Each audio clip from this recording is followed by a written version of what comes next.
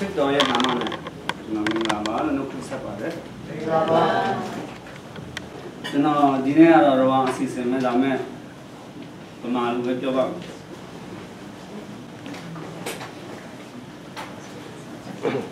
No, shield of Jojinara, no, Hulu, do not look about the Nale, do not have Bubi or Nale, Hulu, Dinari Shima. You have to yell at the Jansky, Chill, CIJC, do not enter Luigi, CIJC, Yobayasi. This how Luigi, I did Jatia, found it, which is not the other. Do not believe in Yellow. Do not Jinga and Yellow. Do not want to know, make nothing of yoga is a lot of cushion. I love ballets. Do not mean body gala. Mood or song. See, I mean, in young mood or song. Do not ask young and never dashing here. I mean, I cannot be a Nina mood or song and that day of today. The name of the change in Jalushin, dinner, the Lugili, Ramamolution, dinner, the Ramamo, Mayunji, the Jarim and the Yaguare. Nimutia, Hova, look, yoga, in below Malay, not make yoga, there's a lot of consider. And I do not may run Nina, but no anything, no. Do not do your kind of not be diamond. Matabu Matibus will be named as you do not get it. Jing. I didn't get remember digging. Chitla, Chitla, less, I made yoga as a guard from a digging piece of Menotino. Yongi, can you? Bajon is digging not in the Shema. Yongi Shema, do the bar. Yongi do the net, no better since you and the Kulu. Do not believe what Yala Yare, I made yoga as a guard from a digging piece of layer, let you know, the next time you are. You are dinner when you are not your station.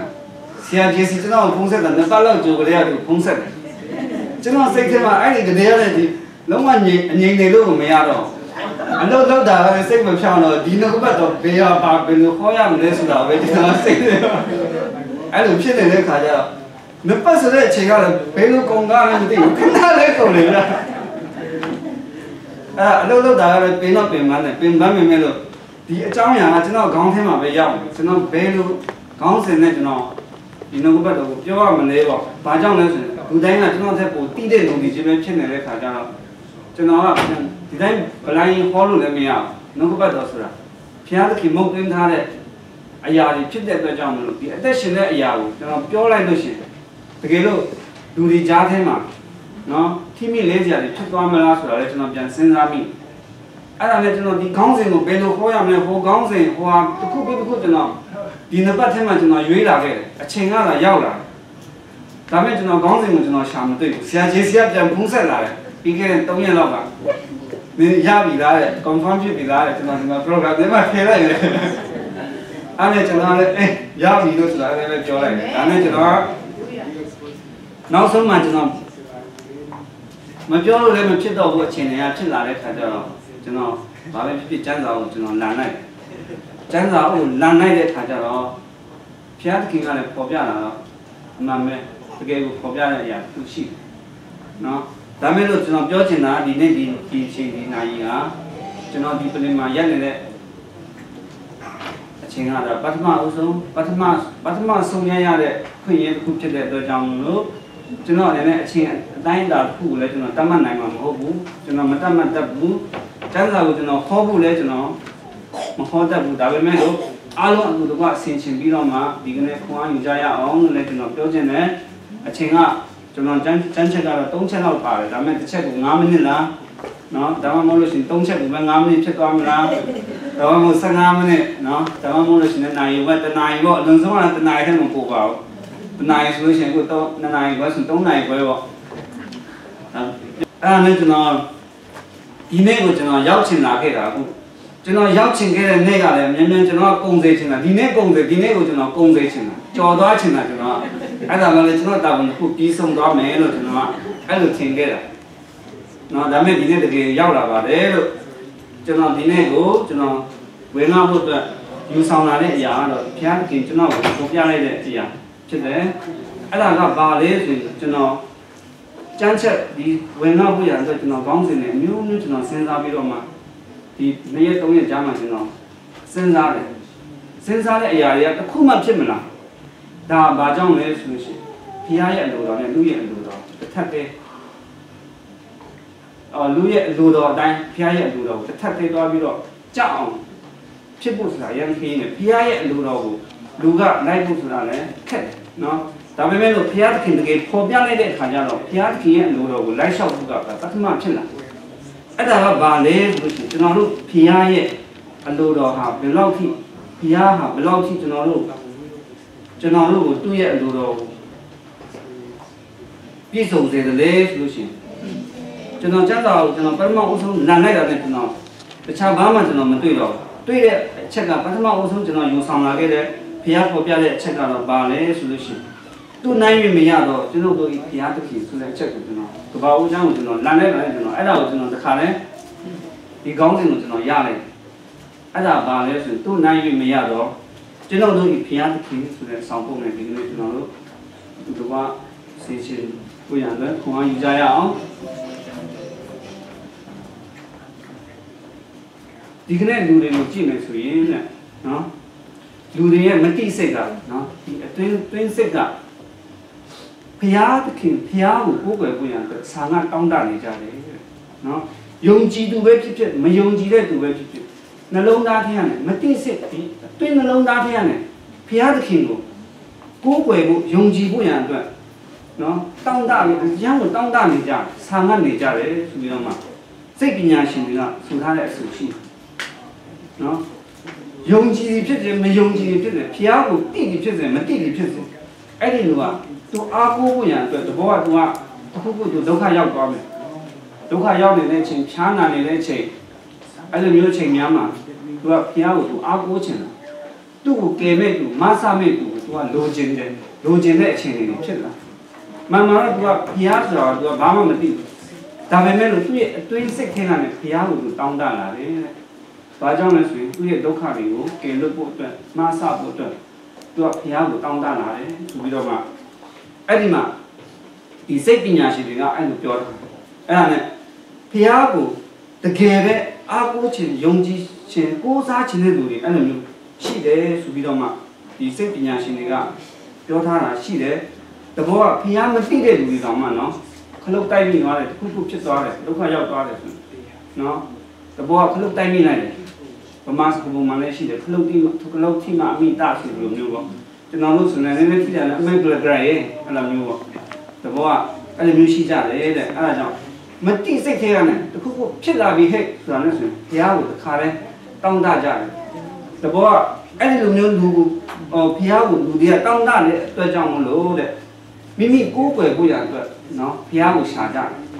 ဒီမတိစိတ်ကနေပေါ်လာတဲ့အခါကျတော့မိမိကိုယ်ွယ်ဖို့ရတဲ့ဒီဘုရားကိုရှာကြတယ်တဲ့အဲ့လိုရှာကြတဲ့နေရာမှာနော်လူတချို့ကနွားတွေကိုယ်ွယ်တာရှိမယ်တစ်ပင်တွေကိုယ်ွယ်တာရှိမယ် ရေမြေတောတောင်ထဲကတစ်ခုခုတဘာဝနာနာဘာဝတွေကိုကိုယ်ွယ်တာရှိမယ်နောက်ပြီးလို့ရှိရင်ဒီလိုပြောမလဲကျေနပ်နက်ခတ်တာရတွေကိုအဲ့လိုကိုယ်ွယ်တာမျိုးလည်းရှိတဘောကအခုကျွန်တော်တို့တစ်ခါလေကြောက်လို့ရှိရင်ကျွန်တော်တို့မသိစိတ်လူကြီးသူမတွေပြောတာလည်းရှိတယ်ဗောနော်ကျေးဒီပါတွေတွေးလာတယ်ကျေးတွေကြလို့ဒီကျေကမြေကြီးဘောကိုမထိခင်သူကျေ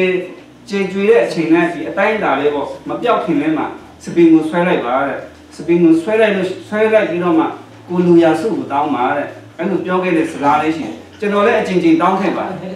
ဒါပေမဲ့ဒါကျွန်တော်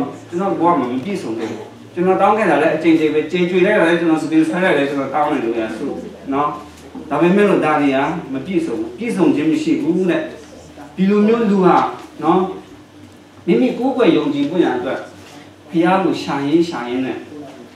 လူတွေကမိမိရုပ်တဘောရုပ်တုတွေလောက်တယ်လောက်ပြီးတော့ကိုယ်ကိုယ်ကြတယ်ဒီလိုမျိုးလောက်ရင်းနဲ့လူတွေကိုယ်ကိုယ်ကြတဲ့ကိုယ်ကိုယ်ယုံကြည်မှုကောင်းတာဒီကဘာပေါ်မှာဘယ်လောက်ထိရှိခဲ့တယ်လဲဆိုလို့ရှိရင်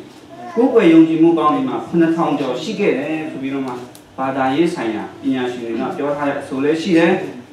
အဲ့ဒါကြောင့်မို့ဒီကနေ့ကျွန်တော်တို့ဒါကိုကြည့်မယ်ဆိုလို့ရှိရင်ကျွန်တော်တို့ဒီကနေ့ရှာပြီးတော့ကိုယ်ယုံကြည်နေတဲ့ကိုယ်ကိုယ်ယုံကြည်နေတဲ့ကျွန်တော်တို့ဘုရားသခင်ဟာဘယ်လိုဘုရားသခင်ဖြစ်တယ်လဲဆိုတာကိုလည်းကိုယ့်ကိုယ်ပြန်ပြီးတော့မှဒီကနေ့စဉ်းစားရအောင်ဆင်ခြင်ရအောင်အဲ့ဒါကိုကြည့်မယ်ဆိုလို့ရှိရင်ဒီကနေ့ယောမဩဝါဒစာအခန်းကြီး1အခန်းငယ်19-20မှာကျွန်တော်တို့ဖတ်ကြည့်အောင်အဘဲကြောင့်နေဟူမူကားတိအပ်တော်ဘုရားသခင်၏အကြောင်းအရာတို့သည်သူတို့တွင်သင်ရှားလျက်ရှိ၏ဘုရားသခင်သည်သူတို့အားပြတော်မူပြီးအဘယ်သို့နည်းဟူမူကားဖန်ဆင်းတော်မူသောအရာများကိုထောက်ရှုဖြင့်သာဝရတကိုးတော်နှင့်သာဝရအဖြစ်တော်တည်ဟူသောမျက်မြင်မရသောဘုရားသခင်၏အရာတို့သည်ကဘာဒီကာလမှစ၍သင်ရှားလျက်ရှိကြ၏ထို့ကြောင့်သူသည်အပြစ်ကိုမဖုံးနိုင်ရတဲ့ဒီမှာကျွန်တော်တို့ကြည့်ရအောင်ဒီကနေ့နော်ကျွန်တော်တို့ခရိယန်တမန်ကျမ်းစာထဲမှာထူးခြားတဲ့အချက်တစ်ချက်ရှိတယ်ဒီကျွန်တော်တို့ခရိယန်တမန်ကျမ်းစာထဲမှာထူးခြားတဲ့အချက်တစ်ချက်ရှိတယ်အဲ့ဒီအချက်ကဘယ်တရားဘယ်ဘာသာနော်ဘယ်နေရာမှာမှမမြင်ရတဲ့အချက်တစ်ချက်ရှိတယ်အဲ့ဒါကဘာလဲဆိုလို့ရှိရင်ဒီကနေ့ကျွန်တော်တို့ခရိယန်ဘာသာတမန်ကျမ်းစာထဲမှာထူးခြားတဲ့အချက်နော်ဒီဖျားနဲ့ပတ်သက်ပြီးတော့မှထူးခြားတဲ့အချက်ကဘာလဲဆိုကျွန်တော်တို့ကိုယ်ွယ်ယုံကြည်နေတဲ့ဘုရားသခင်ဟာတဲ့အမြင့်ဆုံးသောကောင်းကင်ဘုံ၌ထာဝရစိုးစံတဲ့အရှင်ဘုရားသခင်ဖြစ်တယ်ဆိုတဲ့အချက်ပဲဖြစ်နော်ဘယ်ဘုရားမှာထာဝရမှာစိုးစံတဲ့ကောင်းကင်ဘုံမှာထာဝရစိုးစံတဲ့ဘုရားဖြစ်တယ်ဆိုတာမပါဘူးနော်ဒီအချက်ကကျွန်တော်တို့ရဲ့တမန်ကျမ်းစာထဲမှာဖော်ပြထားတဲ့အချက်တစ်ချက်ဖြစ်တယ်အဲ့ဒါကြောင့်မို့ဒီအချက်ကိုကြည့်ချင်းအဖြစ်ကျွန်တော်တို့ကိုယ်ွယ်နေတဲ့ဘုရားသခင်ဟာဘယ်လောက်ထိကြီးမြတ်တယ်ဆိုတာကိုကျွန်တော်တို့သိရှိနိုင်တယ်အဲ့ဒီတော့အဲ့ဒီကောင်းကင်ဘုံမှာရှိတဲ့ဘုရားသခင်ကိုကျွန်တော်တို့လူအနေနဲ့ဒီတိုင်းမြင်ရဖို့ဒီတိုင်းတွေ့ရဖို့ဆိုတာမဖြစ်နိုင်တဲ့အရာတစ်ခုဖြစ်တယ်။ဘာကြောင့်လဲဆိုရှာတွေ့ဖို့အရန်ခက်ခဲတယ်တဲ့။ဒီဘုရားသခင်ကိုကျွန်တော်တို့ရှာတွေ့ဖို့ရလူသားတွေအနေနဲ့ရှာတွေ့ဖို့ရအရန်ခက်ခဲတယ်တဲ့။ဘာကြောင့်လဲဆိုလို့ရှိရင်လူဟာတဲ့ပုတ်ပြက်ပြီးတော့မှတေးကျပျက်စီးတတ်တဲ့အရာနော်လူဟာပုတ်ပြက်တေးကျပုတ်ပြက်ပြီးတေးကျပျက်စီးတတ်တဲ့ခန္ဓာကိုယ်နဲ့လူဖြစ်တဲ့အတွက်ကြောင့်မလို့တဲ့ဒီအသက်ရှင်တဲ့ဘုရားကိုကျွန်တော်တို့တွေ့နိုင်ဖို့ရအတွက်အရန်ခက်ခဲတယ်တဲ့အဲ့ဒါကြောင့်ဒီဟာကိုကျွန်တော်တို့ယောမအခန်းကြီး1:19-20မှာဘုရားခင်ကအဲ့ဒါပေါ်ပြထားတာဖြစ်တယ်အဲ့ဒါကြောင့်ဘုရားသခင်ရှိတဲ့အကြောင်းကိုကျွန်တော်တို့ဘယ်လိုလုပ်သိမလဲဒါဆိုနော်ဘုရားသခင်ကိုကျွန်တော်တို့ကိုယ်တိုင်ကရှာလို့မတွေ့နိုင်ဘူးဘုရားသခင်သူကိုယ်တော်တိုင်လာပြီးကျွန်တော်တို့ရှေ့မှာဒီလိုမပြမချင်းကတော့ကျွန်တော်တို့မြင်နိုင်မလားမမြင်နိုင်ဘူးဒါပေမဲ့သူ့ကိုမြင်နိုင်တဲ့အရာတွေရှိတယ်အဲ့ဒါကဘာလဲဆိုလို့ရှိရင်ဘုရားသခင်ဖန်ဆင်းထားတဲ့အရာတွေကိုကျွန်တော်တို့ကြည့်ချင်းအားဖြင့်နော်ကျွန်တော်တို့တွေ့နိုင်တယ်အဲ့ဒါကဘုရားသခင်ဖန်ဆင်းထားတဲ့အရာတွေကဘာလဲဆိုဒီစကြဝဠာကြီးနော်ဒီစကြဝဠာကြီးပြီးလို့ရှိရင်ဒီကမ္ဘာလောကကြီးဒီထဲမှာရှိတဲ့ယဉ်ကျေးတောတောင်တဘာဝတွေကိုကျွန်တော်တို့ကြည့်မယ်ဒါဒီဟာဘုရားသခင်ဖန်ဆင်းထားတယ်ဆိုတာကိုကျွန်တော်တို့သိနိုင်တယ်ဘေချမ်းဘေဘာရာနော်ဘေနေယာမှာမှဘုရားသူတို့ဘုရားကဒီဟာတွေကိုဖန်ဆင်းထားတယ်ဆိုတာမပါဘူးနော်ကျွန်တော်တို့ကျမ်းစာထဲမှာပဲဘုရားသခင်သူဖန်ဆင်းထားတယ်ဆိုတဲ့အကြောင်းကိုပါတယ်အဲ့ဒါကဘာကြောင့်လဲဆိုလို့ရှိရင်ဘုရားရှိတဲ့ဆိုတဲ့အကြောင်းကိုကျွန်တော်တို့အဲ့ဒါကိုကြည့်ပြီးတော့မှကျွန်တော်မြင်နိုင်တယ်သိနိုင်တယ် အဲ့ဒါကြောင့်ဘုရားသခင်အားတဲ့ပြောမယ်ဆိုရင်ဘုရားသခင်ရှိတဲ့အကြောင်းကိုကျွန်တော်သိနိုင်တဲ့အချက်ကဘုရားသခင်ကလူကိုမဖန်ဆင်းခင်တည်းကဒီကမ္ဘာနဲ့ဒီလောကကြီးကိုဖန်ဆင်းပြီးသားဖြစ်တယ်နော်အဲ့ဒါကြောင့်မို့ဘုရားသခင်ဖန်ဆင်းထားတဲ့အဲ့ဒီအရာတွေကိုကျွန်တော်တို့ကြည့်ပြီးတော့မှဘုရားရှိတယ်ဆိုတာကိုကျွန်တော်တို့သိရမှာဖြစ်တယ်အဲ့ဒါကိုကျွန်တော်ကြည့်မယ်ဆိုလို့ရှိရင်ကမ္ဘာဦးကျမ်းဒီအခန်းကြီး1အခန်းငယ်1ကနေကျွန်တော်ဒီ25ထိကြည့်မယ်ဆိုလို့ရှိရင်ဘုရားသခင်သူဖန်ဆင်းထားတဲ့ဘုရားရဲ့လက်ရာတွေကိုကျွန်တော်တို့မြင်ရမယ်အဲ့ဒီဘုရားရဲ့လက်ရာတွေကိုနော်ဘုရားသခင်ရှိတော်မူကြောင်းကိုကျွန်တော်တို့သိနိုင်တယ်ဘယ်နေရာဘယ်ကျမ်းဂန်ဘယ်နေရာဘယ်ကြည့်ကြည့်ဒီလိုဖန်ဆင်းထားတယ်ဆိုတဲ့အရာတွေမပါဘူးနော်အဲ့ဒါကြောင့်မို့တဲ့ကျွန်တော်တို့ဘုရားဟာတဲ့တကယ်ပဲဘုရားရှိတော်ရှိကြောင်းကိုကျွန်တော်တို့အဲ့ဒါတွေကိုကြည့်ပြီးတော့မှကျွန်တော်တို့ဘုရားဟာဖန်ဆင်းရှင်ဘုရားကျွန်တော်တို့ရဲ့ကိုယ်ွယ်ထိုက်တဲ့ဘုရားသခင်ဖြစ်တဲ့အကြောင်းကိုကျွန်တော်တို့နည်းနည်းလက်ခံယူကြရမှာဖြစ်တယ်ဘယ်ဘုရားကမှသူကဒီဟာကိုဖန်ဆင်းခဲ့တယ်ဒီဟာကိုသူလှုပ်ဆောင်ခဲ့တယ်ဆိုတာတွေမရှိပါဘူးဒါကိုကျွန်တော်တို့သိချင်းအဖြစ်ဒီကနေ့ဘုရားရှိတော်မူကြောင်းကိုလည်းကျွန်တော်တို့သိနိုင်တယ်အဲ့ဒါနဲ့ကျွန်တော်ဒီကနေ့ဒီကမ္ဘာလောကကြီးမှာနော်သိပ္ပံပညာရှင်တွေရှိတယ်အများကြီးရှိတယ်ဆရာဝန်တွေတိုက်တွန်းတဲ့ဆရာဝန်တွေပြီးလို့ရှိရင်ဒီတကယ်ပညာရှင်ကြီးတွေအများကြီးရှိတယ်သူတို့သိပ္ပံတွေသူတို့ရဲ့ပညာတွေဘယ်လောက်ပဲစွမ်းဒါတွေအားလုံးကဘုရားရဲ့လက်ရာတော်တွေဖြစ်တယ်သူတို့လုံနိုင်တယ်အာကာသထဲမှာသူတို့ဂျူတို့တွေကိုနှစ်ပေါင်းရာနဲ့ချီပြီးအာကာသထဲမှာသူတို့လွတ်တင်ထားနိုင်တယ်အများကြီးလုံနိုင်တယ်သူတို့မလုံနိုင်တာဘာမှမရှိဘူးဒါပေမဲ့လို့သူတို့မလုံနိုင်တဲ့အရာတွေရှိသေးတယ်အဲ့ဒါကဘာလဲဆိုလို့ရှိရင်ထာဝရမတည်ဘဲနဲ့လူကိုအသက်ရှင်အောင်လူပဂတိဘောကဒီပုံစံဒီအရွယ်ဒီအတ္တတာဒီလောက်အခြေအနေကိုသူတို့ထိန်းထားပြီးတော့သူတို့မလုပ်နိုင်ဘူးဒါဘယ်သိပ္ပံပညာရှင်ဘယ်ဆရာဝန်ဘယ်သမားတော်ကြီးမှဒီຢာတွေကိုမလုပ်နိုင်ဘူးဒါဘာကြောင့်လဲဆိုရင်ဘုရားသခင်သူဖန်ဆင်းထားတဲ့ခန္ဓာကိုယ်ဖြစ်တဲ့အတွက်ကြောင့်ဘုရားသခင်ရဲ့လက်ထဲမှာကျွန်တော်တို့ရဲ့အတ္တတာဟာအကုန်လုံးဘုရားရဲ့လက်ထဲမှာပဲရှိတယ်အဲ့ဒါကိုကျွန်တော်တို့သိရမယ်ဒီကနေ့သိပ္ပံပညာရှင်တွေနော်နေရဲ့အစိတ်ပိုင်းတစ်ခုဖြစ်တဲ့ဒီကနေ့ကျေတကွန်ကြီးစုတစ်ခုစီကိုသူတို့လွတ်တင်ထားတဲ့ဒီအာကာသရေဒုံးပြန်ရေဘယ်လောက်ကြာလဲ10နှစ်ကြာဒီကျေတကွန်ကြီးစီကိုတွားဖို့အတွက်10နှစ်ကြာဒါဘောကဒီ10နှစ်တွင်းမှာဒီကိုမရောက်ဘဲနဲ့တခြားတနေရာကိုလည်းရောက်ကားနိုင်တယ်ဒါပေမဲ့အဲ့ဒီကျေတကွန်ကြီးစီကိုတွားဖို့အတွက်ဒီ10နှစ်ကြာတဲ့အချိန်ခရီးဆိုတာနေတဲ့ခရီးမဟုတ်ဘူးဒါတွေအကုန်လုံးကိုလည်းသိပ္ပံပညာရှင်တွေသူတို့လုပ်နိုင်ဒီနေရာကိုတွားပြီးတော့သူရောက်ခံနေပြီ10နှစ်ကြာတဲ့အချိန်မှာသူရောက်တော့မယ်ဒီကျေတကွန်ကြီးစီကို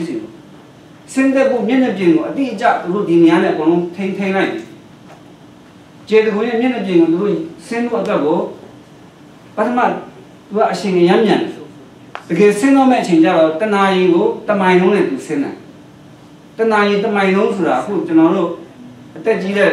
လူကြီးပိုင်းဆိုရင်တနာရီကိုတမိုင်လုံးတော့မကဘူးလမ်းလျှောက်တယ်ဒါမဲ့ဒီတနာရီတမိုင်လုံးနဲ့သူစင်းစေပြီးတော့မှအဲ့ဒီကျေတကွန်ရဲ့မျက်နှာပြင်ကိုစင်းဖို့အတွက်သူထိန်းချုပ်ပေးတယ်။ဒါနောက်ဒီသိပ္ပံပညာရှင်တွေသူတတ်ဆွမ်းနိုင်ဒါပေမဲ့လူရဲ့လှုပ်ဆောင်ချက်ကတော့လွဲတတ်တယ်နော်သူတို့စင်းသက်စေတဲ့နေရာမှာကျေတကွန်ကြီးစုကိုသူတို့မစင်းနိုင်ဘူးတခြားနေရာကိုဆင်းသွားတယ်ဒါဘာကြောင့်လဲဆိုရင်လူဟာပြားနဲ့ဘယ်လုံးမှနိုင်လို့မရတဲ့အချက်တစ်ချက်ဖြစ်တယ်အဲ့ဒါကိုကြည့်မယ်ဆိုလို့ရှိရင်လူဟာတဲ့ဘုရားကိုဘယ်လူနည်းနဲ့မှဘုရားနဲ့နိုင်လို့မရဘူး။ဘာကြောင့်လဲဆိုဘုရားဖန်ဆင်းထားတဲ့လူတွေဖြစ်တဲ့အတွက်ကြောင့်မို့လို့တဲ့လူရဲ့လှုပ်ဆောင်ချက်တွေဟာလွယ်အချော်ဖြစ်တတ်တယ်။ဒါကိုကြည့်မယ်ဆိုလို့ရှိရင်ကျွန်တော်တို့ကိုယ်ွယ်ယုံကြည်နေတဲ့ဘုရားဟာတကယ်အနန္တတကုရှင်ဘုရားဖြစ်တဲ့အတွက်ကြောင့်တကယ်ကိုကိုယ်ွယ်ထိုက်တဲ့ဘုရားဖြစ်ပါတယ်ဆိုတဲ့အကြောင်းလည်းကျွန်တော်ပြောချင်တယ်။နောက်ပြီးသိပ္ပံပညာရှင်တွေရဲ့အကြီးမားဆုံးလွဲချော်ချက်တစ်ချက်ကဘာလဲဆိုလို့ရှိရင်သိပ္ပံပညာရှင်တွေရဲ့အကြီးမားဆုံးလွဲချော်ချက်တစ်ချက်ရှိတယ်ဒီကျမ်းစာနဲ့အယံကိုလွဲချော်တဲ့အချက်တစ်ချက်ရှိတယ်အဲ့ဒီအချက်ကဘာလဲဆိုရင်ဒီကနေ့လူဆိုတာနော်ကျမ်းစာထဲမှာကဘုရားခင်ဖန်ဆင်းထားတဲ့အကြောင်းကိုပါဒါပေမဲ့သိပ္ပံပညာရှင်တွေရဲ့တွဲချက်တဲ့အချက်တစ်ချက် လွဲချော်တဲ့အချက်တစ်ချက်ကဘာလဲလူဆိုတာတဲ့ဒီအမီပါလို့ခေါ်တဲ့အရန်တင်းနေတဲ့ရေတတော်တစ်မျိုးကလည်းတဲ့နှစ်ပေါင်းအများကြီးကြာတဲ့အခါတဖြည်းဖြည်းနဲ့စင်ကဲတိုးတက်ပြောင်းလဲလာပြီးတော့မှနောက်ဆုံးမှမြောက်ကနေမှလူဖြစ်လာတယ်ဆိုပြီးတော့မှတိတ်တန်ပညာရှင်တွေရဲ့ပြောထားတဲ့အဆိုဒီအဆိုကကျွန်တော်ဒီစံစာရဆိုလို့ရှိရင်လည်းဘယ်လိုမှမကိုက်နေတဲ့အရာဖြစ်ဖြစ်တယ်လူအနေနဲ့ပြန်စဉ်းစားကြည့်မယ်နော် logic ဒီလူယုတ်တိဗေဒနည်းရကြည့်လိုက်မယ်ဆိုလို့ရှိရင်ဘယ်လိုမှဒီအရာကမဖြစ်နိုင်တဲ့အရာဖြစ်တယ်တကယ်လို့မြောက်ကနေလူဖြစ်တယ်ဆိုဒီကနေ့ဒီအချိန်မှာလည်းမြောက်ကနေလူဖြစ်ပါလားဆိုပြီးတော့မှပြောတဲ့လူတွေလည်းအများကြီးရှိဒါကိုကျွန်တော်တို့ခရိယန်တိုင်းကလည်းသိထားတဲ့အရာတစ်ခုဖြစ်တယ်နော်မြောက်ကနေလူဖြစ်တယ်ဆိုတာတမိုင်းကြောင်းရလဲကျွန်တော်တို့သင်လာခဲ့တယ်ဒါတွေကတိပ္ပံပညာရှင်တွေသူတို့စူးစမ်းနေလာခဲ့တဲ့အချက်တစ်ချက်အရာသူတို့ရဲ့ထောက်ပြထားတဲ့အရာဒီစံစာနဲ့တနွဲစီစံစာနဲ့လုံးဝလွဲချောင်နေတဲ့အရာတစ်ခုဖြစ်တယ်ဆိုတာကိုလည်းကျွန်တော်သိရတယ်ဒါတွေကိုတိပ္ပံပညာရှင်တွေကဒီစံစာကိုနောက်ပိုင်းသူတို့ပြန်ပြီးတော့မှလေ့လာတဲ့အခါမှာစံစာအတိုင်းကိုသူတို့ကပြန်လက်ခံလာတာလည်းအများကြီးရှိပါတယ်လို့ဒါပြောချင်ပါတယ်ဒါနဲ့ကျွန်တော်ကြည့်မယ်ဆိုရှင်ဘုရားသခင်ကဘာပြောထားတယ်လဲလူနဲ့ပတ်သက်ပြီးတော့မှဘုရားသခင်ဘာပြောထားတယ်ဒီမှာကြည့်မယ်ဆိုရင်ဘုရားသခင်ကလူကိုတဲ့သူ့ရဲ့ပုံသဏ္ဍာန်မိမိရဲ့ပုံသဏ္ဍာန်အတိုင်းဖန်ဆင်းထားတယ်ဆိုတဲ့ဟာဘုရားသခင်သူကိုယ်တိုင်ပြောထားတာရှိတယ်အဲ့ဒါကျွန်တော်တို့ကဘာဦးကျမ်းခန်းကြီး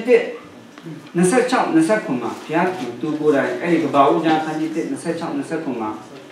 ပြောထားတဲ့အရာကိုဒီစံစာမှာစံဆက်မှာကျွန်တော်တို့တွေ့ရတာဖြစ်တယ်ဘေဖျားဘေချမ်းကဘေနေရာမှာသူတို့လူကိုဖန်ဆင်းထားတယ်ဒီအရာဝတ္ထုတစ်ခုကိုဖန်ဆင်းထားတယ်ဒီတက်ရှိကိုဖန်ဆင်းထားတယ်ဆိုတာမပါဘူးဆိုတာကိုကျွန်တော်တို့ဒီဘာဝကျမ်း126မှာကြည့်ခြင်းအဖြစ်လဲကျွန်တော်တို့ကိုးကွယ်တဲ့ဘုရားဟာဘယ်လိုဘုရားလဲဆိုတာကိုကျွန်တော်တို့ကိုယ့်ကိုဆင်ခြင်ပြီးတော့မှကျွန်တော်တို့ရဲ့ဘုရားကိုကိုးကွယ်ကြရအောင်လို့ကျွန်တော်ထပ်ပြီးပြောချင်ပါတယ်နောက်ပြီးဘုရားသခင်ကတဲ့ခုနသိပ္ပံပညာရှင်တွေကသူတို့ခံမှန်းလိုက်တဲ့အရာလုံးဝလွဲသွားတယ်အဲ့ဒီလွဲသွားတဲ့နေရာမှာနော်ဘုရားသခင်ကပြီးလို့ရှိရင်လွဲသွားတာမှတကယ်ကိုရန်လွဲသွားတယ်ဒါပေမဲ့ဘုရားသခင်ကသူဖန်ဆင်းထားတဲ့လူတွေထဲမှာအထူးခြားဆုံးအချက်တစ်ချက်နော်အင်မတန်မှအထူးခြားဆုံးအချက်တစ်ချက်ပြန်ပြီးတွေ့ရတယ်ဘုရားခင်သူဖန်ဆင်းထားတဲ့လူတွေထဲမှာအဲ့ဒါကဘာလဲဆိုလို့ရှိရင်ဘုရားသခင်သူဖန်ဆင်းထားတဲ့လူတွေထဲမှာထူးခြားတဲ့အချက်တစ်ချက်ကတခြားတက်ရှိတတ်တော်တွေအကုန်လုံးမှာမရှိတဲ့အရာတစ်ခုရှိတယ်အဲ့ဒါကဘာလဲဆိုဝိညာဉ်ဆိုတဲ့အရာတစ်ခုရှိတယ်ဘုရားသခင်ဖန်ဆင်းထားတဲ့နေရာဘာရာတွေအများကြီးရှိတယ်တက်ရှိတတ်တော်တွေအများကြီးရှိတယ်နော်ရေကတတ်တော်တွေရှိတယ်ကုန်းတတ်တော်တွေရှိတယ်ကုန်းတစ်ပိုင်းရေတစ်ပိုင်းတတ်တော်တွေအများကြီးရှိတယ်ဒီထဲမှာမှသူဖန်ဆင်းထားတဲ့လူတွေထဲမှာထူးခြားတဲ့အချက်ကဒီဝိညာဉ်ဆိုတဲ့အရာတစ်ခုရှိတယ်ဆိုတဲ့အချက်ပဲဖြစ်တယ်ဘယ်သိပ္ပံပညာရှင်ဘယ်သမားတော့ဘယ်သူမှဘယ်တပ်ခွဲခန်းမှာစမ်းသပ်ပြီးတော့မှဒီဝိညာဉ်ဆိုတဲ့အရာကိုစမ်းသပ်စစ်ဆေးလို့မရဘူးဘယ်သိပ္ပံဘယ်တပ်ခွဲခန်းမှာစမ်းသပ်ပြီးတော့မှဒီဝိညာဉ်ဆိုတဲ့အရာကိုရှာဖွေပြီးတော့မှမတွေ့ရှိနိုင်ဒီဝိညာဉ်ဆိုတဲ့အရာအဲ့ဒါကြောင့်မို့ဘုရားသခင်ဖန်ဆင်းထားတဲ့ဒီဝိညာဉ်တကယ်ကိုထူးခြားတဲ့ဝိညာဉ်ဖြစ်တယ်ဆိုတဲ့အရာကိုကျွန်တော်ပြန်ပြီးတော့ဒီအရာကိုကျွန်တော်ဘယ်မှာသိရှိရမလဲဆိုလို့ရှိရင်ကပ္ပဦးကျမ်းခန်းကြီးနဲ့ခုနှစ်မှာဘုရားခင်ပါပြောထားတယ်ဆိုလို့ရှိရင်ထို့နောက်တဲ့သာရအရှင်ဘုရားခင်ဒီမြေမုံဖြစ်လူကိုဖန်ဆင်း၍သူဤနှာခေါင်းသေးလို့ဇီဝအသက်ကိုမုတ်တော်မူလေလူဒီအသက်ရှင်သောတတ္တဝါဖြစ်လေဤတဲ့ဒီချက်ကိုကျွန်တော်တို့ကြည့်မယ်ဘယ်ဘုရားဘယ်သူကမှသူဖန်ဆင်းလိုက်တဲ့အရာတစ်ခုကိုအသက်ရှင်အောင်လုပ်လိုက်တယ်ဆိုတာမရှိဘူး။ဘာထည့်လိုက်တယ်ဘယ်လိုလုပ်လိုက်တယ်ဆိုတာမျိုးမရှိဘူးဆိုတော့တွေ့ရတဲ့အချက်ဒီမှာဘုရားသခင်သူကိုယ်တိုင်ပေါ်ပြထားတဲ့အရာတစ်ခုကိုကပ္ပဦးကျမ်းခန်းကြီးနဲ့အနေခုနှစ်မှာတွေ့ရမှာဖြစ်တယ်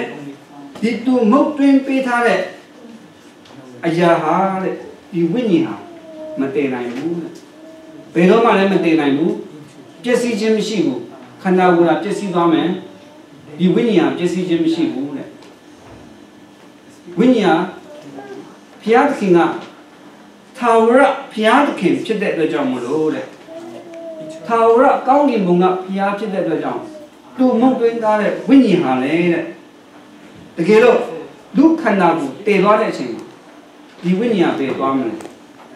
ကျွန်တော်တို့ရဲ့ဝိညာဉ်ပဲသွားမလဲဆိုတဲ့အချက်ကိုကျွန်တော်ပြန်ကြည့်ရအောင်ဘုရားသခင်သူမုတ်သွင်းထားတဲ့အရာဘုရားသခင်ဟာထာဝရကောင်းကင်မှာစိုးစံတဲ့ကောင်းကင်ဘုံမှာစိုးစံတော့ထာဝရအရှင်ဘုရားသခင်ဖြစ်တဲ့အတွက်ကြောင့်မလို့တဲ့ဒီဝိညာဉ်ဟာတဲ့ခန္ဓာကိုယ်တည်ဆုံးသွားတဲ့အချိန်မှာကျွန်တော်တို့ကောင်းကင်ဘုံကိုပဲကျွန်တော်ဒီဝိညာဉ်ပြန်သွားရမှာဖြစ်တယ်ဆိုပြီးတော့မှဘုရားသခင်ပေါ်ပြထားတဲ့အချက်ကဒီမှာပြည့်စုံတာဖြစ်တယ်နောက်ပြီးရှင်မတဲ့အခန်းကြီး30-28မှာကျွန်တော်တို့ပြန်ကြည့်အောင်ဘုရားသခင်ဒီမှာပြောထားတာရှိတယ်တနည်းကတဲ့ခန္ဓာကိုယ်ကိုတာတိုက်၍စိတ်ဝိညာဉ်ကိုမတတ်နိုင်တော့သူတို့ကိုမကြောက်ကြနဲ့ကိုယ်ခန္ဓာရဲ့စိတ်ဝိညာဉ်ကိုမရေနိုင်ဖြစ်စည်းနိုင်တော့သူကိုယ်သာကြောက်ကြလောဆိုပြီးတော့ဘုရားခင်ကပြောထားတာရှိတယ်။နောက်ပြီးယောမအခန်းကြီး19-20မှာကျွန်တော်တို့ဗာမြင်ရတယ်ဆိုအဘိဓမ္မာနိဟုမူကတိအပ်သောဘုရားသခင်၏အကြောင်းအရာတို့သည်သူတို့တွင်ထင်ရှားလျက်ရှိ၏ဘုရားသခင်သည်သူတို့အားပြတော်မူပြီးအဘိဓမ္မာနိဟုမူကဖန်ဆင်းတော်မူသောအရာများကိုထောက်ရှုဖြစ်ထာဝရတကိုးတော်နှင့်ထာဝရအဖြစ်တော်တည်ဟူသောမြင့်မြင့်မရသောဘုရားသခင်မြင့်မြင့်မရသောဘုရားသခင်၏အရာတို့သည်ကဘာတီဒီကာလမှစ၍သင်ရှားလျက်ရှိကြ၏ထို့ကြောင့်သူတို့သည်အပြစ်ကိုမဖုံးနိုင်တဲ့ယောမမှာခုနကျွန်တော်တို့ကဖတ်ပြီးသွားပြီအခုဒီအချက်မှာလည်းဒီရှင်မတဲ့အခန်းကြီး30-28မှာလည်းအဲ့ဒါဘုရားသခင်ကသူ့ရဲ့ဝိညာဉ်သူဖန်ဆင်းထားတဲ့ဝိညာဉ်နော်တခြားဘာမှကြောက်စရာမလိုဘူးတဲ့ဘာကြောင့်လဲဆိုရင်သူကဘုရားကိုယ်တိုင်ဖန်ဆင်းထားတဲ့လူဖြစ်တဲ့အတွက်ကြောင့်မလို့တခြားဘာအရာမှကြောက်စရာမလိုဘူးတခြားဘယ်ဘုရားမှလည်းကြောက်စရာမလိုဘုရားတခြားဘယ်ဘုရားမှလည်းတွားပြီးတော့တနာခံစရာမလိုဘာကြောင့်လဲဆိုဘုရားသခင်ကသူကိုယ်တိုင်ငုတ်တွင်းထားတဲ့အရာဖြစ်တဲ့အတွက်ကြောင့်မလို့တနေ့ကြလို့ရှိရင်ဒီခန္ဓာကိုချုပ်ငြိမ်းသွားတဲ့အချိန်မှာဒီဝိညာဉ်ဟာသာဝရစီကျွန်တော်ပြန်သွားရမှာဖြစ်တယ်ဆိုတဲ့အကြောင်းကိုဒီမှာပေါ်ပြထားတာဖြစ်တယ်အဲ့ဒါကိုကျွန်တော်ကြည့်မယ်ဆိုလို့ရှိရင်ယေရှုခရစ်ကိုယ်တိုင်ကလည်းသူလက်ဝါးကတိုင်မှာသူအသေးခံပြီးသွားပြီနော်အသေးခံပြီးတော့တင်းကျိုင်းမှာ3ရက်နေတယ်ထားမြောက်လာပြီးတော့သူကဝိညာဉ်ဖြစ်နေသူသက်ရှင်သူကဖျားဖြစ်ဒီနေရာမှာကျွန်တော်ပြန်ကြည့်မယ်ဆိုလို့ရှိရင်ခုနဘုရားခင်သူကိုယ်တိုင်ပြောထားတယ်သူ့ကိုမြင်ဖို့ဆိုတာမလွယ်ဘူးတဲ့ဘာကြောင့်လဲဆိုရင်လူကပုတ်ပြတ်တတ်တဲ့ခန္ဓာကိုယ်နဲ့လူသားတွေဖြစ်တဲ့အတွက်ကြောင့်တန်ရှင်းပြီးစင်ကြယ်တဲ့ဘုရားသခင်ကိုတွေ့ဖို့ရန်အတွက်ကျွန်တော်တို့အလိုခက်ခဲတယ်အဲ့ဒါကြောင့်သခင်ယေရှုကသူတည်ပြီးရှင်ပြန်ထမ်းမြောက်လာတဲ့အချိန်မှာတပည့်တော်တွေသွားတယ်သွားပြီးတော့သူ့ရဲ့ဝိညာဉ်ကိုသူပြမယုံကြဘူးသခင်ကတည်ပြီးသွားပြီအဲ့နဲ့သူ့ရဲ့နာယုသူ့ရဲ့လက်ဖွားတွေကိုသူပြအဲ့ဒီတော့မှသခင်ယေရှုသူ့ရဲ့ဝိညာဉ်ကိုသူ့တပည့်တော်တွေမြင်တွေ့ရတာဖြစ်တယ်အဲ့ဒါယောဟန်အခန်းကြီး20အခန်းငယ်20မှာကျွန်တော်တို့ကြည့်ကြရအောင်သခင်ယေရှုသူချို့တို့မိန့်တော်မူပြီးမှလက်တော်နဲ့နံဖေးတော်ကိုပြတော်မူ၏တပည့်တော်တို့သည်သခင်ကိုမြင်လေဝမ်းမြောက်ခြင်းရှိကြ၏နော်သခင်ယေရှုသူဝိညာဉ်ပွားနဲ့သူဖြစ်သွားပြီအဲ့ဒါနဲ့မမြင်နိုင်တော့ဘူးလူသားအနေနဲ့မမြင်နိုင်တော့ဘူးဒီမှာကျွန်တော်ပြန်ပြီးတော့ဝိညာဉ်ကိုကျွန်တော်ပြန်ကြည့်မယ်ဆိုလို့ရှိရင်ဗိသိက်ပေးတဲ့ဝိညာဉ်တွေရှိဘုရားရဲ့ဝိညာဉ်တွေရှိဗိသိက်ပေးတဲ့ဘုရားရဲ့ဝိညာဉ်တွေရှိကျွန်တော်တို့လူသားရဲ့ဝိညာဉ်လူသားတွေထဲမှာဒီလောကထဲမှာအသက်ရှင်နေတဲ့လူသားတွေစီမှာဝိညာဉ်ကအမျိုးမျိုးရှိတယ်ဝိညာဉ်ဆိုးတွေရှိတယ်အများကြီးရှိတယ်စာတန်ရဲ့ဝိညာဉ်ရှိတယ်ဘုရားရဲ့ဝိညာဉ်ရှိတယ်ဒါပေမဲ့လို့ဘုရားရဲ့ဝိညာဉ်ထဲမှာဘာတွေရှိတယ်လဲဆိုရင်ဘုရားဗိသိက်စီနဲ့တွန်းလောင်းရမယ်ဝိညာဉ်ထဲမှာဝိညာဉ်၅မျိုးဆိုတာရှိတယ်ဘုရားရဲ့ဝိညာဉ်ကအဲ့ဒါကဘာလဲဆိုလို့ရှိရင်ကျွန်တော်တို့တန်ရှင်းသောဝိညာဉ်တော်ဆိုတာရှိတယ်တန်ရှင်းသောဝိညာဉ်တော်ရှိမယ်ဒုတိယအချက်က တခင်ယေရှုရဲ့ဝိညာဉ်တော်ဆိုတာရှိခုနတခင်ယေရှုကိုရှင်ပြန်ထမ်းမြောက်လာသူ့ရဲ့ဝိညာဉ်တော်ကိုသူပေါ်ပြအဲ့မှာဘုရားသခင်ရဲ့ဝိညာဉ်တော်ကျွန်တော်တို့အခုလာတာဘုရားသခင်စီကနဲ့သူမှုတွင်ပေးတဲ့ဝိညာဉ်တော်နဲ့ကျွန်တော်အသက်ရှင်ရတယ်ဒါပေမဲ့ဒီလောကမှာကျွန်တော်အသက်ရှင်တဲ့အချိန်မှာစာတန်ရဲ့ဘက်တော်သားတွေဖြစ်သွားတဲ့ခါကျတော့အဲ့ဒီဝိညာဉ်ကိုစာတန်ကလက်တလောအချိန်တွေမှာသူပိုင်ထားတယ်ဒါကိုဘုရားသခင်နဲ့သူသိ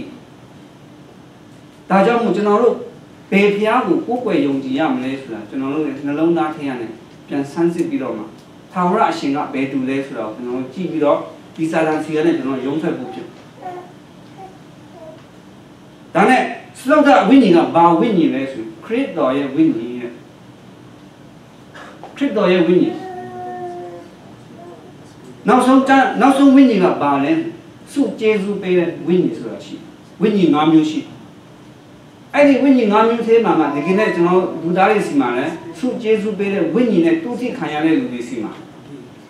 ဘုရားရဲ့အလုပ်တွေကိုပို့ပြီးတော့မှတာမန်လူတွေထက်အများကြီးလှုပ်ဆောင်နိုင်တဲ့အရာတွေရှိ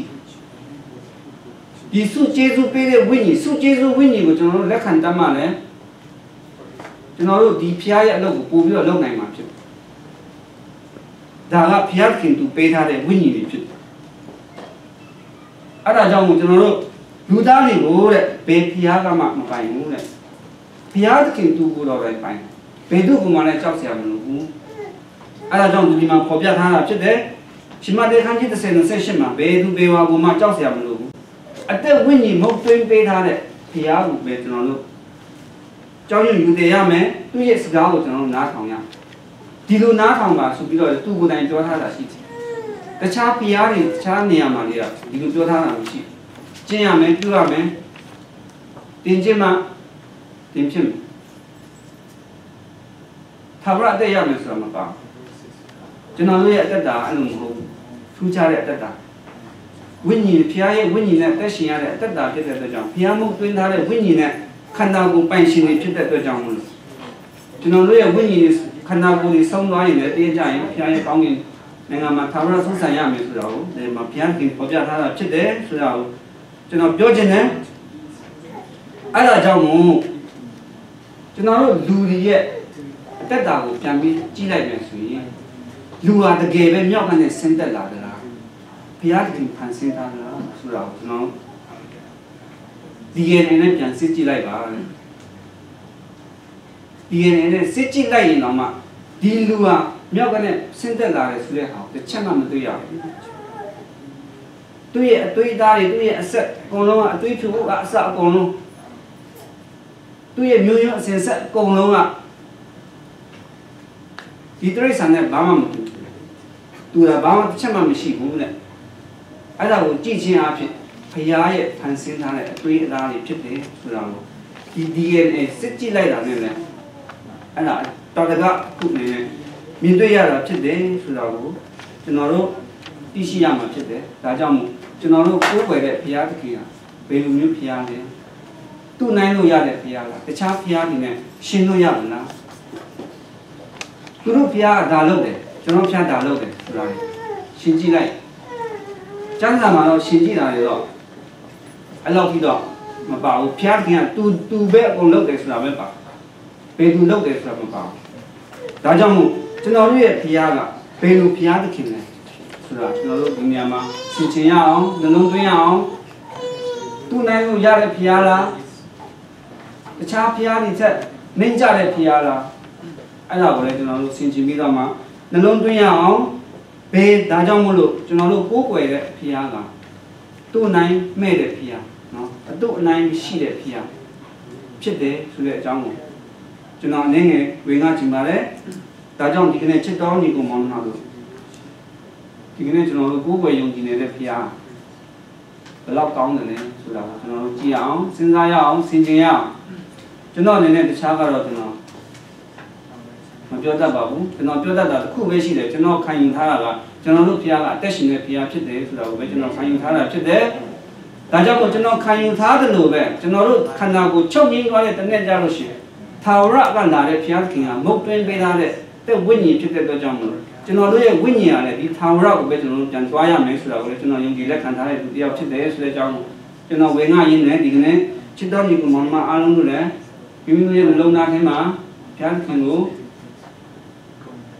ဆောင်ရတဲ့စိတ်နဲ့နှလုံးသွင်းရင်းနဲ့အသက်ရှင်ကြပါစို့လို့ကျွန်တော်ဝေငှရင်းနဲ့ဒီနေရာမှာပဲကျွန်တော်နှိကုံးချုပ်ပါတယ်ဘုရားရဲ့ကောင်းကြီးအားလုံးပေါ်မှာကြားရောက်ပါစေ